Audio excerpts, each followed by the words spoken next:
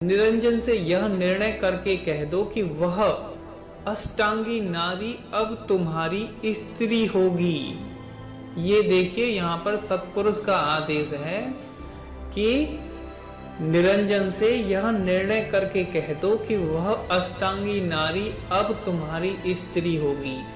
यानी जो सतलोक का जो परमात्मा सतपुरुष रूपी कबीर है, वो इन बहन भाइयों को पैदा करके भूल गया, जो शादी करने का फरमान दे रहा है। आगे क्या कहा है उनकी पुत्री ने, वह सुनिए। अष्टांगी क्या कहती हैं अपने भाई निरंजन से, कहई कन्या कस बोलहु बानी, भ्राता जेठ प्रथम हम जानी, कन्या कहे सुनो हो भ्राता, ऐसी विधि जन बोलहु बाता। अष्टांगी निरंजन से कहती है कि तुम कैसी वाणी बोलते हो, मैं तो तुम्हें सबसे पहले ज्येष्ठ भ्राता बड़ा भाई जानती हूँ। फिर वह कन्या कहती है कि हे भ्राता, इस प्रकार जानते समझते हुए भी तुम मुझसे ऐसी बात मत करो। लेकिन अब इसमें काल निरंजन का तो कोई दोष नहीं है, क्योंकि यह आदेश तो उस सतपुरुष सतलोक के परमात्मा का है कि भाई उससे कह दो काल निरंजन से कि उस नारी को, उस आद्या को, मेरी पुत्री को अपनी नारी बना लो। तो ऐसे सतपुरुष के परमात्मा को क्या सतपुरुष कहना चाहिए, जो अपने पुत्र पुत्री का विवाह करने का आदेश दे रहा है? मेरे हिसाब से तो उसको सतपुरुष नहीं पाप पुरुष कहना चाहिए। सभी दोस्तों को, सभी भाइयों को नमस्कार। आज ये मैं वीडियो इसलिए बना रहा हूँ क्योंकि मैंने एक YouTube पे एक वीडियो देखी थी। उनका नाम है मिस्टर देवेंद्र जी कहते हैं खुद को, और उनका कोई चैनल है गीता वेद पुराण करके। तो उन्होंने एक वीडियो बनाई थी कबीर सागर के ऊपर, और टॉपिक लिया था उन्होंने सृष्टि रचना, कबीर सागर के अनुसार सृष्टि रचना। तो उन्होंने उसमें एक निष्कर्ष निकालने की कोशिश की एक पॉइंट को लेके, और वो पॉइंट ये था कि जब सतपुरुष ने निरंजन को बनाया, फिर माया को बनाया, फिर माया को निरंजन के पास भेज के उसको निरंजन की स्त्री बनने की आज्ञा सुनाई। और फिर इस पॉइंट को लेके वो ये सिद्ध करना चाहते हैं कि जो सत्पुरुष हैं वो सत्पुरुष नहीं पाप पुरुष हैं। और ये जो पूरी की पूरी ये जो ग्रंथ है कबीर सागर वो कबीर जी ने धर्मदास जी को नहीं बोला, ऐसा इनका कहना है मिस्टर देवेंद्र जी का, और ये मनगढ़ंत है इनका कहना है। तो मैं इसी के ऊपर थोड़ा सा डिस्कशन करना चाहूँगा आप सभी लोगों के साथ कि इनका ज्ञान कितने लेवल का है, और जो ये बोल रहे हैं ये सही है या फिर जो कबीर सागर बोल रही है, या जो कबीर साहब ने जो अपने शिष्य धर्मदास को अब ज्ञान सुनाया था वो सही है। मिस्टर देवेंद्र जी तीन देव की भक्ति करते हैं, जहाँ तक मेरा अंदाजा है कि विष्णु, महेश और ब्रह्मा, क्योंकि अपने वीडियो की शुरुआत में राम राम करते हैं।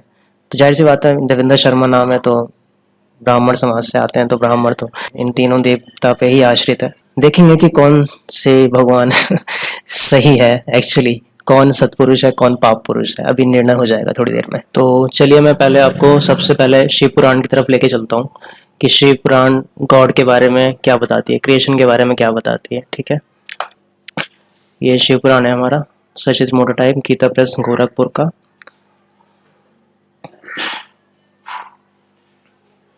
इसमें हम चलते हैं अब।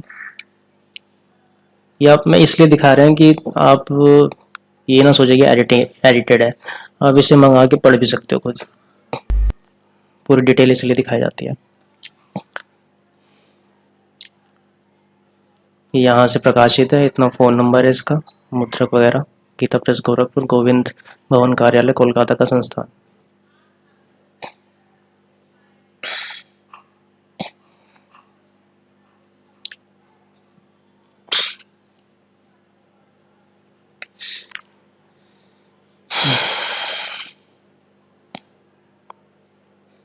यहाँ से शुरू करते हैं।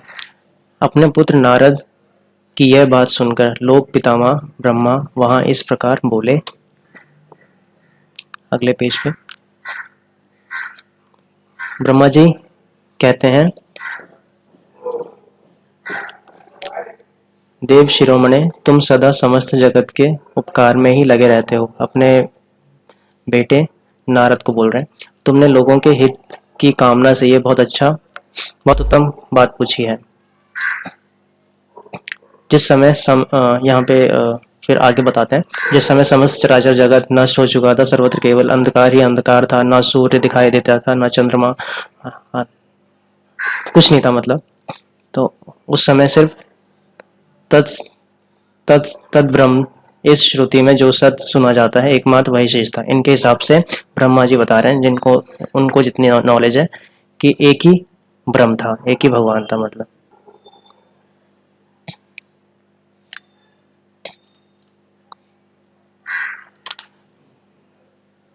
जिस पर ब्रह्म के विषय में ज्ञान और अज्ञान से पूर्ण उक्तियों द्वारा इस प्रकार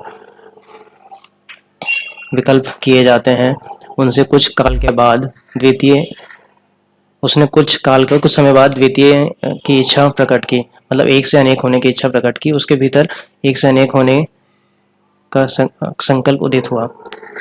तब इस प्रकार परमात्मा ने अपनी लीला शक्ति से अपने लिए एक मूर्ति की कल्पना की। ठीक है, आगे चलते हैं। जो मूर्ति रहित परब्रह्म है उसकी मूर्ति। ठीक है, फिर भगवान शिव, अर्वाचीन और प्राचीन विद्वान उन्हीं को ईश्वर कहते हैं। ठीक है, कोई बात नहीं। इस शिव पुराण के अनुसार सदाशिव जो है वो ईश्वर है। ठीक है, इस अनुसार विहार करने वाले सदाशिव ने अपने विग्रह से स्वयं ही एक स्वरूप भूता शक्ति की सृष्टि की, जो उनके अपने अंग से कभी श्री अंग से कभी अलग होने वाली नहीं थी। उस पराशक्ति को प्रधान प्रकृति गुणवत्ती माया बुद्धि तत्व की जननी तथा विकार रहित बताया गया है। वह शक्ति अंबिका कही गई है। उसी को प्रकृति सर्वेश्वरी त्रिदेव जननी और मूल कारण भी कहते हैं। ठीक है, तीनों देव की माता है ये। ठीक है, चलिए चलते हैं आगे। अब यहाँ शिव के बारे में बताया कि वह अपने सारे अंग में भस्म रमाए रहते हैं। उन काल रूपी ब्रह्म ने एक ही समय शक्ति के नाथ तो नहीं है, यहाँ सात है, शिवलोक नामक क्षेत्र का निर्माण किया था।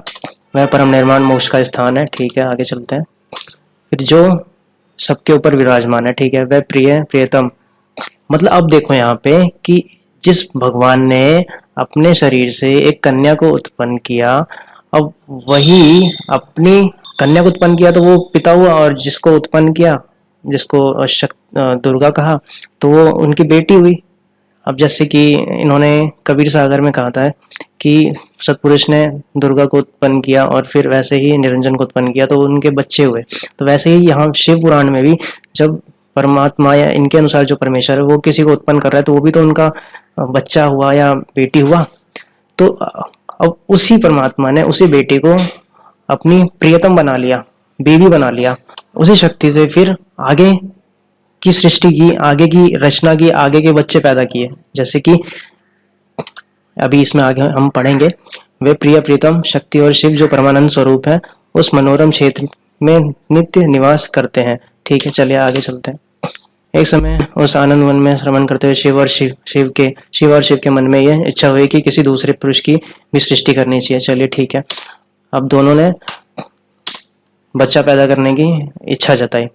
ठीक है, तो अब ऐसा निश्चय करके शक्ति सहित सर्वव्यापी परमेश्वर शिव ने अपने वाम भाग के 10वें अंग पर अमृत मल दिया। अमृत ही मलना होता तो फिर शक्ति की उत्पत्ति ही क्यों की? तो यहाँ पे साफ है कि उन्होंने पति पत्नी व्यवहार किया, सेक्स किया, तब जाके एक बच्चा पैदा हुआ और उसका नाम उन्होंने विष्णु रखा।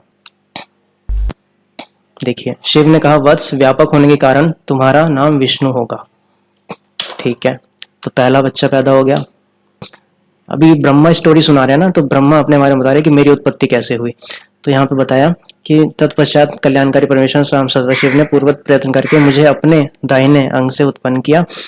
तो मतलब इनकी भी उत्पत्ति उसी शिव ने अपनी बेटी से की, मतलब बेटी के साथ सेक्स करके उन्होंने एक विष्णु और ब्रह्मा को उत्पन्न किया।